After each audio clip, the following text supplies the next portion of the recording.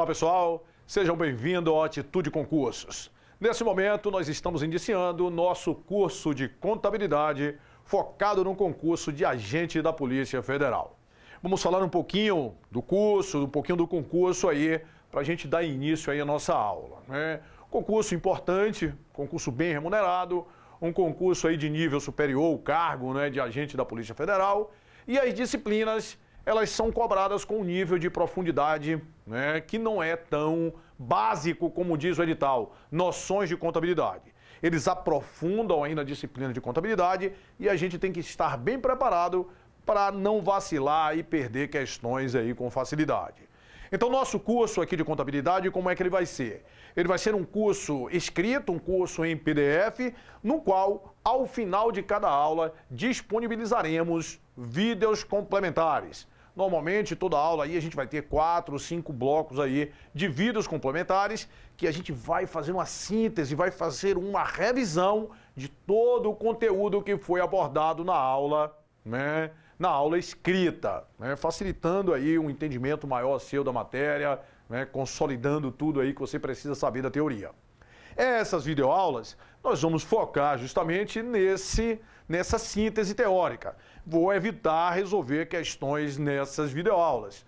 Haja vista que as questões estarão todas comentadas aí no material em PDF. Se você vai fazer esse concurso da PF, já deve saber que a prova, como é um nível de dificuldade mais pesado, você tem que se preparar mesmo, com foco, com dedicação. E nosso curso aqui vai trabalhar muito essa abordagem completa aí da disciplina. Nós começaremos a disciplina da contabilidade do zero, do basicão mesmo, e vamos progredindo paulatinamente na matéria, para quando chegar ao final do curso, você esteja apto aí para gabaritar a prova. Então, nosso curso, além do material escrito, vai ter resolução de bastante questões.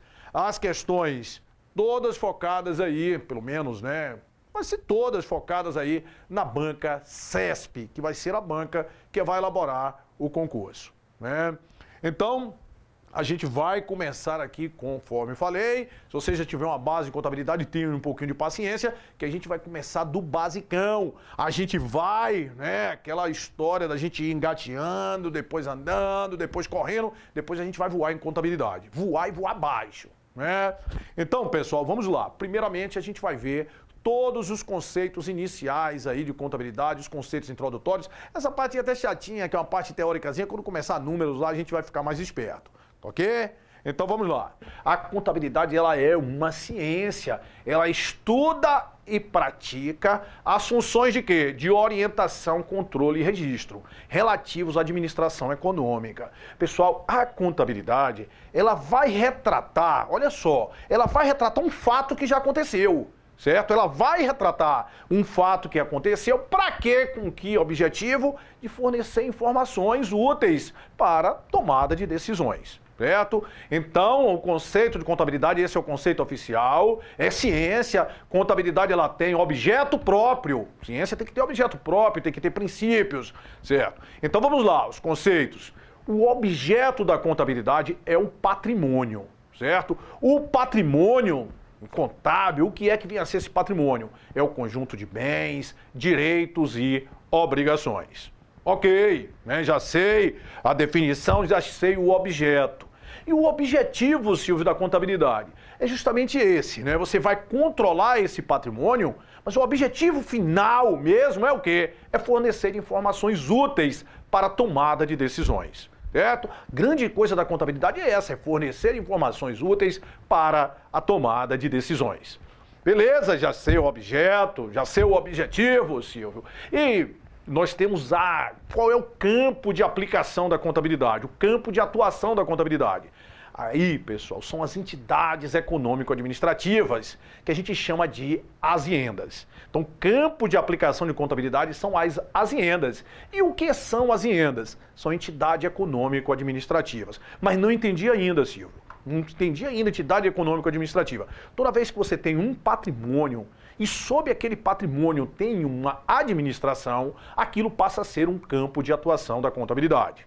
Então independe, né, de licitude. Você, por exemplo, tem contabilidade, né, de jogo de bicho, de tráfico de drogas, teve um patrimônio e aquele patrimônio estiver sendo administrado, aquilo passa a ser campo de aplicação da contabilidade. Então, aziendas, entidade econômico-administrativa. Esse é o campo de atuação da contabilidade. Ok, Silvio. E as funções da contabilidade, né? As funções da contabilidade a gente divide. A contabilidade tem duas funções. Uma função, olha só, o campo de aplicação é o quê? Aziendas, entidades econômico-administrativas. Então a contabilidade ela vai ter duas funções. Uma função administrativa e uma função econômica. Certo? Qual é a função administrativa da contabilidade? A função administrativa da contabilidade é controlar o patrimônio. Essa é a função administrativa. E a função econômica é apurar o resultado. A gente vai ter um período e a gente vai apurar esse resultado para saber se houve o quê? Lucro ou prejuízo. Beleza! Certo? Então, pessoal, a contabilidade, para ela atingir o objetivo dela, olha só, o tripé dela é o quê? Orientação, controle e registro. Para que ela faça essas atividades dela, ela utiliza-se das chamadas técnicas contábeis. E quais são, Silvio, as técnicas contábeis? As técnicas contábeis nós temos a escrituração, certo? A escrituração vai ser um registro de todos os fatos que vão alterar o patrimônio da empresa. Registrar tudo, essa escrituração, ela vai ser feita através do lançamento, posta em prática através do lançamento e vai obedecer um negocinho que já a gente fala chamado de partidas dobradas, certo? Então isso é escrituração. Já a gente fala mais detalhes da escrituração, a técnica contábil, que vai permitir o quê? O registro. Olha lá, orientação, controle e registro. Então a escrituração vai fazer esses registros. Nós temos também as demonstrações contábeis. As demonstrações contábeis vão ser relatórios, né? Olha só, nós temos os usuários da contabilidade, certo? E nós temos a contabilidade em si. Se você pegar a escrituração e der para um usuário de contabilidade, ele vai entender alguma coisa? Não vai entender nada. Então, essas demonstrações contábeis vão ser relatórios que vão justamente permitir essa comunicação entre a contabilidade e o usuário da contabilidade. Isso vai ser feito através das demonstrações contábeis, certo?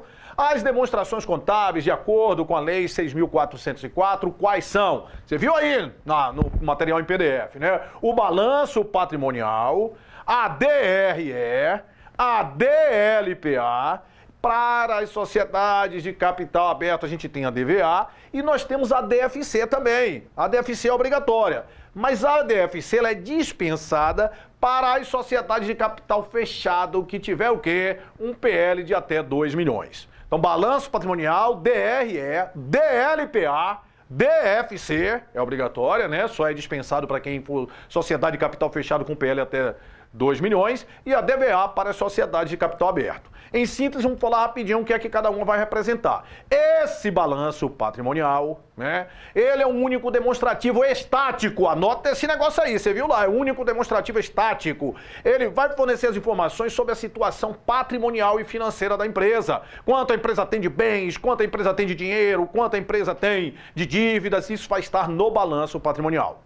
A DRE, demonstração do resultado do exercício. Ela vai confrontar as receitas e as despesas, obedecendo ao regime, lá a gente vai ver, um regime de competência para apurar o chamado resultado. O que é apurado na DRE é o desempenho, é o chamado resultado econômico, certo?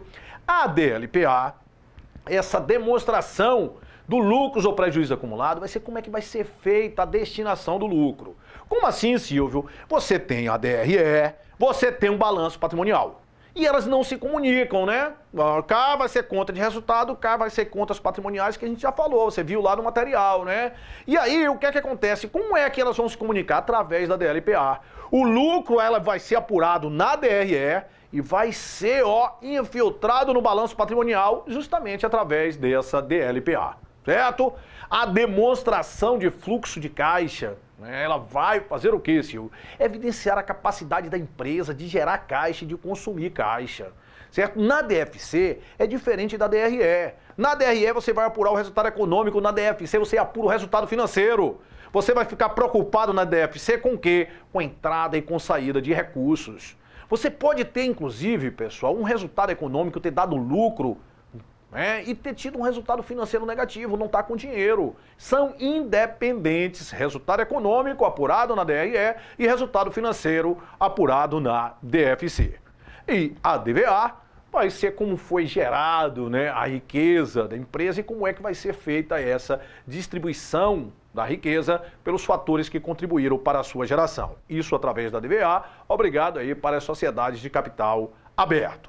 Beleza? Então aí nós falamos das demonstrações contábeis.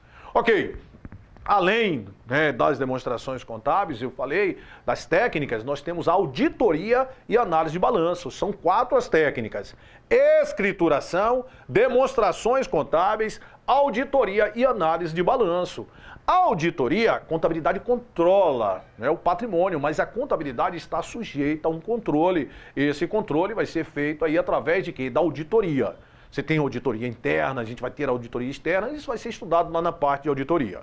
A análise de balanço também é uma técnica contábil, né, que ela vai permitir a decomposição, a interpretação dos elementos, tanto do balanço patrimonial, da DRE, para que você consiga, né, tomar decisões, para que você consiga fazer projeções, certo? E isso é através da análise de balanço, uma técnica muito utilizada aí pelos consultores contábeis. Beleza. Esses conceitos básicos, né, se complementam aí com, né, a parte dos usuários da contabilidade, certo? Os usuários da contabilidade, nós temos, vamos lá, quais são os usuários da contabilidade? Nós temos investidores, né, quem investe, quer saber da contabilidade, para saber se a empresa está dando lucro ou não. Nós temos credores, né, que empresta dinheiro. Nós temos outros tipos, e os fornecedores têm interesse na contabilidade.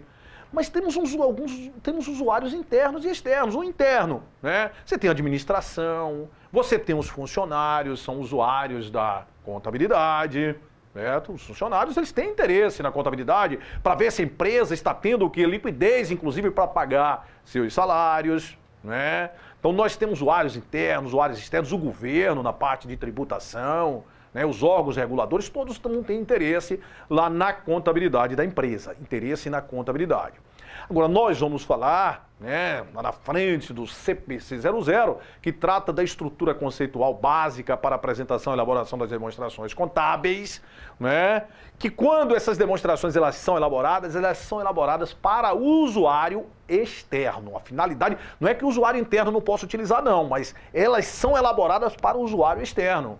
A administração ela já tem aquela informação lá dentro, certo? Então, e quais são os usuários externos, Silvio, para que elas são preparadas? Os chamados usuários primários são os investidores, os credores por empréstimos e outros credores, certo? As demonstrações são preparadas para esses usuários externos. Por quê? Porque eles, na realidade, né, viram aí que eles vão ser quem financiam a empresa, certo? Seja capital próprio ou capital de terceiros, investidores ou os credores da empresa, são os reais financiadores da empresa. Beleza? Tranquilo, né? Então, pessoal, para a gente, né, finalizar aí esse negócio, a gente precisa saber, nesses conceitos básicos iniciais, né, 2 coisas, né? Olha só, existem as sociedades, né, as chamadas sociedades anônimas, né, que vão ser regidas pela Lei 6.404. Existem as sociedades por cotas de responsabilidade limitada, certo? E o que é que vai diferenciar entre elas, né? As sociedades anônimas, elas têm o capital dividido em ações, certo? E essas ações, elas podem ser negociadas em bolsa ou não. E o que é que vai mudar? Se as empresas, elas têm o capital dividido em ações, se qualquer um puder comprar as ações da empresa, a gente diz que ela é uma sociedade anônima de capital aberto, é aberto para qualquer pessoa. Se for fechada a determinados grupos, a gente fala que é uma sociedade anônima de capital fechado, certo? Então, sociedade anônima de capital aberto, de capital fechado. As sociedades anônimas, elas são regidas pela Lei 6.404. Certo? Ok.